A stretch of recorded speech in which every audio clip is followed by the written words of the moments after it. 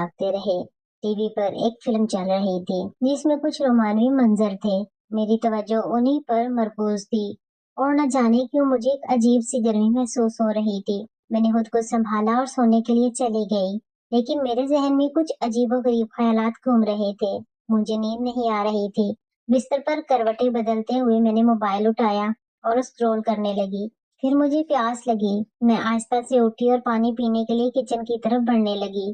तब मैंने देखा कि रिजवान के कमरे से रोशनी आ रही थी। मैंने सोचा ये अभी तक जाग रहा है। जब मैं उसके कमरे के पास पहुंची तो दरवाजा थोड़ा सा खुला हुआ था। मैं बगैर आवाज किए झांक कर देखने लगी और जो देखा उससे मेरे होश उड़ गए।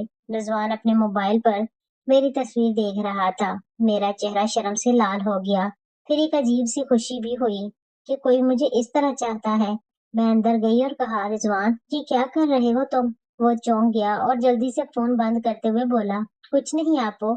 मैंने दरवाजा बंद करते हुए कहा, तुम मेरी तस्वीर देखकर क्या कर रहे थे? मैंने दरवाजा बंद करते हुए कहा, तुम मेरी तस्वीर देखकर क्या कर रहे थे? मेरे जहन में अजीब ख्यालात घूम रहे थे। मैं खुद भी नहीं समझ पा रही थी कि मैं क्यों उसके करीब जा रही थी। शायद वो 5 साल की तन्हाई, मोहब्बत और अपनायत की भूख थी जो मेरे अंदर थी। मैं उसके पास बैठते हुए बोली, मैं तो घर में ही हूँ। तुम्हें ऐसी तस्वीर देखने की क्या जरूरत है? हम दोनों एक दूसरे के साथ है ना। आपो तुम्हें इतनी अच्छी लगती है तो लो जी भरकर आपो को। हेलो दोस्तों, मेरा नाम रेहाना है और मैं 25 साल की हूँ। पिछले 5 साल से मैं अकेली हूँ क्योंकि एक हादसे में मेरे शोहर कामरान हमेशा के लिए मुझे छोड़कर चले गए। मेरा एक बच्चा है जो अभी 3 साल का है। मेरे शोहर कामरान के जाने के बाद मैं इसी फ्लैट में रही जो हमने शादी के बाद किराए पर लिया था। वो छोटा सा फ्लैट हमारे ख्वाबों का घर था, लेकिन उसका किराया इतना ज्यादा था कि मेरे लिए अकेले उसे चलाना मुश्किल होता जा रहा था। कामरान ने कुछ बचत की थी और इंश्योरेंस की रकम भी मिली थी, जिससे मैंने कुछ वक्त तक अपना और बच्चे का गुजारा किया। लेकिन आहिस्ता आहिस्ता वो पैसे कम होने लगे और मुझे फिक्र होने लगी। मैंने कभी नौकरी नहीं की थी क्योंकि कामरान हमेशा कहता था कि वो कमा लेगा और मैं बच्चे की देखभाल करूं। अब मैं क्या करूं? ये सवाल मेरे जहन में हर रात घूमता रहता। नौकरी करने का ख्याल आया, लेकिन बच्चे को छोड़कर जाने को दिल नहीं करता था। वो भी बहुत छोटा था और उसे मेरी जरूरत थी। मेरे सामने एक ही रास्ता बचा था, अपने मैके वापस जाना। हालांकि मेरे वालिदैन के साथ मेरे ताल्लुकात कभी बहुत अच्छे नहीं रहे। उनका मानना था कि मैंने अपनी मर्जी से शादी की थी, तो अब मुझे अपने फैसलों के नतायज भी खुद ही भुगतने चाहिए। लेकिन मेरा छोटा भाई रिजवान हमेशा मेरे साथ खड़ा रहा। वो मुझसे 4 बरस छोटा है और अभी तक कुंवारा है। उसकी एक छोटी सी नौकरी है जिससे वो अपना खर्च तो चला लेता है, लेकिन शादी जैसे बड़े कदम के लिए अभी उसके पास काफी पैसे नहीं हैं। जब मैंने अपने वालिदैन से बात की तो वो फौरन राजी नहीं हुए। मेरी माँ ने कहा, बेटी तूने हमारी बात ना मानकर उस लड़के से शादी की थी। अब तू और तेरा बच्चा हमारे ऊपर बोझ बन जाओगे। लेकिन रिजवान के समझाने पर आखिरकार वो मान गए और इस तरह मैं अपने बच्चे के साथ अपने पुराने घर वापस आ गई। घर आना आसान था। मेरे वालिदैन अब बूढ़े हो चुके थे और उनकी सोच पुरानी थी। वो कहते, रेहाना तू बदनसीब है, तेरी वजह से ही तेरा शोहर तुझे छोड़कर चला गया। ऐसी बातें सुनकर मेरा दिल टूट जाता था। मैं रात को अकेले में रोती थी ताकि बच्चा न देख सके। इन सब हालात में मेरा भाई रिजवान ही वाहिद शख्स था जो मेरे साथ खड़ा रहा। वो मुझसे कहता, आपको हिम्मत मत हारो, हम मिलकर सब ठीक कर लेंगे। एक शाम पापा ने मुझे बुलाया और कहा, नेहाना घर का खर्च बहुत बढ़ गया है। मेरी पेंशन से इतने लोगों का खर्च नहीं चल सकता, तुम्हें कोई काम करना होगा। मैंने समझदारी से उनकी बात मान ली और कहा, जी पापा, मैं कल से ही नौकरी की तलाश शुरू कर दूंगी। बच्चे का ख्याल आप और माँ रख लेंगे ना? लेकिन रिजवान को ये बात पसंद नहीं आई। वो मेरे कमरे में आया और बोला, आपो तुम्हें कहीं जाने की जरूरत नहीं है, मैं 2 नौकरियां कर लूंगा। तुम बस घर संभालो और बच्चे का ख्याल रखो। मैंने उसे समझाया, रिजवान ये मेरी जिम्मेदारी है, तुम्हें अपना मुस्तकबिल भी सोचना चाहिए। तुम्हारी शादी होगी, अपना घर बसाओगे, मुझे अपने पाँव पर खड़ा होना ही होगा। लेकिन आखिरकार उसे मानना पड़ा। मैंने नौकरी की तलाश शुरू की और मुझे एक वकील के दफ्तर में काम मिल गया। शाह साहब बहुत अच्छे इंसान थे। वो मेरी हालत को समझते थे और मुझे कभी देर से आने पर डांटते नहीं थे। लेकिन ये नौकरी मेरे लिए काफी नहीं थी। तनख्वाह इतनी कम थी कि बच्चे के कपड़े और घर में हिस्सा डालने के लिए कुछ भी नहीं बचता था। मैं हर रात थकी हुई घर लौटती, लेकिन दिल ही दिल में जानती थी कि ये काफी नहीं है। एक रात जब बच्चा सो गया, मैं बरामदे में बैठी थी। रिजवान मेरे पास आया और बोला, आपो तुम बहुत थकी हुई लग रही हो। मैंने आह भरते हुए कहा, हाँ रिजवान, ये नौकरी मेरे लिए सही नहीं है। पैसे बहुत कम है और काम बहुत ज्यादा। रिजवान ने मेरे हाथ पर अपना हाथ रखा और बोला, आपो तुम नौकरी छोड़ दो, मैं दूसरी नौकरी ढूंढ लूंगा, चाहे मुझे 24 घंटे काम करना पड़े। मैं तुम्हें और बच्चे को किसी चीज की कमी नहीं होने दूंगा। उसका चेहरा चमक रहा था, जैसे वो वाकई मेरी मदद करके खुश होगा। उसने मुझे देखकर कहा, वैसे आपो तुम बहुत खूबसूरत हो, चांद की तरह तुम्हारा चेहरा थकन में भी चमकता है। तुम्हारा फिगर आज भी कमाल है। वो हमेशा मेरी ड्रेसिंग की तारीफ करता, मैं जो भी कपड़े पहनती वो तारीफ करता। आपो जब तुम चलती हो तो कमाल लगती हो। तुम्हारे साथ काम करने वाले तो आहें भरते होंगे। तुम ये नौकरी छोड़ दो, मैं हूं ना। मुझे उसकी बातें सुनकर अच्छा लगता था। मेरे शौहर कामरान के जाने के बाद किसी ने मुझसे ऐसी मीठी बातें नहीं की थी। रिजवान हमेशा मेरी तारीफ करता और कहता कि मुझे दोबारा शादी कर लेनी चाहिए। तुम अभी भी बहुत जवान हो आपो, और बहुत खूबसूरत हो। तुम्हारी उम्र दोबारा मोहब्बत करने और खुश रहने की है। सच कहूँ तो मुझे उसकी ये प्यारी बातें बहुत अच्छी लगती थी। उसकी इस मिठास और मुसलसल इसरार के सामने मैं आखिरकार हार गई और नौकरी छोड़ने का फैसला कर लिया। रिजवान ने जैसा कहा था वैसा ही किया। उसने एक और पार्ट टाइम नौकरी ढूंढ ली और दिन रात मेहनत करने लगा। रिजवान अब रात के 10-11 बजे थका हारा घर लौटता। मैं उस वक्त तक जागकर उसका इंतजार करती। घर के बाकी लोग, मेरे बच्चे, माँ और बाप जी तब तक सो चुके होते। बच्चों को सुलाकर मैं किचन में जाती और ताजा खाना पेश करती।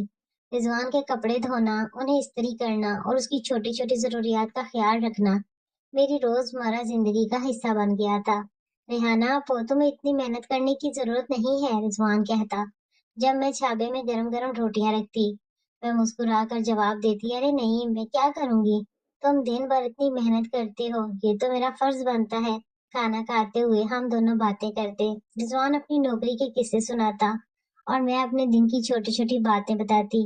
ये वो लम्हे होते जब हम बगैर किसी डर या झिझक के अपने दिल की बातें एक दूसरे से शेयर करते, जैसे वक्त का पहिया वापस बचपन में चला गया हो। हफ्ते की रात हमारे लिए खास होती। रिजवान को अगले दिन छुट्टी होती, इसलिए हम देर रात तक टीवी देखते, पुरानी बातें याद करते या बस एक दूसरे की मौजूदगी का लुत्फ उठाते। मैंने कहा, रिजवान मेरे लिए भी अपने साथ काम की जगह बनाओ। रिजवान ने सर हिलाकर मना कर दिया, नहीं आपो, वहाँ काम बहुत मुश्किल है, रात की शिफ्ट है और मेहनत भी ज्यादा है। ये मर्दों के लिए ही ठीक है, मैंने मायूसी से कहा, लेकिन मैं तुम पर इतना बोझ नहीं डालना चाहती। आखिर मैं और मेरा बच्चा तुम्हारी जिम्मेदारी नहीं है। उसने मेरा हाथ थामते हुए कहा, आपो ऐसा मत कहो, तुम और बच्चा मेरे लिए सब कुछ हो। तुम्हारे लिए मेहनत करना मेरे लिए खुशी की बात है। वैसे भी अब मैंने शादी ब्याह का ख्याल छोड़ दिया है। मैं कोई जवान तो हूँ नहीं अब। मैं हंस पड़ी और कहा, क्या बकवास कर रहे हो, तुम अभी सिर्फ 21 साल के हो और बहुत अच्छे भी लगते हो। तुम्हारे लिए बहुत सी लड़कियां लाइन में खड़ी होंगी और जो भी लड़की तुम्हें पाएगी वो बहुत खुश नसीब होगी। आपो तुम कर लो मुझसे शादी। क्या क्या कहा तुमने? रिजवान खामोश हो गया, बस मुस्कुरा दिया। रिजवान ने अचानक कहा, आपो मैं काफी अरसे से सोच रहा हूँ कि तुम्हें दोबारा शादी कर लेनी चाहिए। मैंने गहरी सांस ली और कहा, नहीं रिजवान, मैं नहीं चाहती। मेरा एक बच्चा है और तुम जानते हो सौतेले बाप के साथ बच्चों की जिंदगी कितनी मुश्किल हो जाती है। मुझे अपने बेटे के लिए फिक्र होती है। रिजवान कुछ देर खामोश रहा, फिर बोला, आपको मैं कुछ कहना चाहता हूँ, लेकिन प्लीज बुरा मत मानना, ये गलत मत समझना। मैंने उसके कंधे पर हाथ रखा और कहा, हम बहन भाई हैं रिजवान, हमारे दरमियान ऐसी कौन सी बात है जिसमें गलत फहमी हो सकती है, कहो। वो हिचकिचाते हुए बोला, सच कहूँ आपा, मैं नहीं चाहता कि तुम दोबारा शादी करो। मैं हैरान रह गई, क्यों रिजवान, ऐसा क्यों? उससे तो तुम्हारे कंधे से मेरी और बच्चे की। नहीं आपो, उसने मुझे देखते हुए कहा, मुझे ये जिम्मेदारी अच्छी लगती है। तुम और बच्चा घर में होते हो तो घर जिंदा लगता है। हमें बचपन से ही एक दूसरे की आदत रही है। तुम्हें याद है जब हम दोनों गांव के पिछले हिस्से वाले तालाब में नहाने जाते थे? मुझे ये जानकर अच्छा लगा कि रिजवान मुझे अपने साथ रखना चाहता है। माँ बाप हमेशा मुझे दूसरी शादी के लिए कहते रहते थे, लेकिन रिजवान चाहता था कि मैं यहीं उसके साथ रहूं। تہواروں پر رضوان میرے اور بچے کے لیے نئے کپڑے لاتا، بچے کے لیے کھلونے لاتا۔ رضوان کچھ پیسے اپنے لیے بھی بچا لو، اپنی شادی کے لیے کچھ تو جمع کرو۔ وہ مسکرا کر بولا، آپو میں نے کہا نا، میں نے شادی کا خیال چھوڑ دیا ہے، ہم دونوں ایسے ہی رہیں گے، نہ تم شادی کرو گی نہ میں ہنس کر بات ٹال دیتی، لیکن جب کبھی میں اس کے کمرے کی صفائی کرتی تو کچھ چیزیں نوٹ کرتی جو مجھے عجیب لگتی تھی۔ اس کے بستر پر داغ، اس کے موبائل میں چھپی ہوئی ویڈیو۔ میں سمجھتی تھی کہ وہ 21 سال کا کنوارا نوجوان ہے، یہ سب فطری ہے، لیکن ان چیزوں کو دیکھ کر مجھے اپنے شوہر کامران کی یادیں تازہ ہو جاتی، وہ قربت کے لمحے جن سے میں 6 سال سے محروم تھی۔ میں خود کو روک نہیں پاتی اور کبھی کبھی گھنٹوں اپنے کمرے میں بند ہو کر وہ ویڈیوز دیکھتی رہتی۔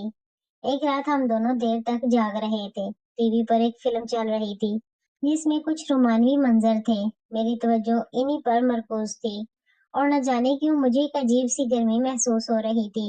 میں نے خود کو سنبھالا اور ایسا ظاہر کیا جیسے مجھے کچھ سمجھ نہ آیا۔ میں نے کہا، میں سونے جا رہی ہوں رضوان، تمہیں بھی سو جانا چاہیے، کل جلدی اٹھنا ہے۔ رضوان نے مسکرا کر کہا، ٹھیک ہے آپو، تم جاؤ، میں تھوڑی دیر اور فلم دیکھ کر آتا ہوں۔ میں اپنے کمرے کی طرف چلی گئی، لیکن میرے ذہن میں عجیب خیالات گردش کر رہے تھے۔ مجھے نیند نہیں آ رہی تھی۔ بستر پر کروٹیں بدلتے ہوئے میں نے موبائل اٹھایا اور سکرول کرنے لگی۔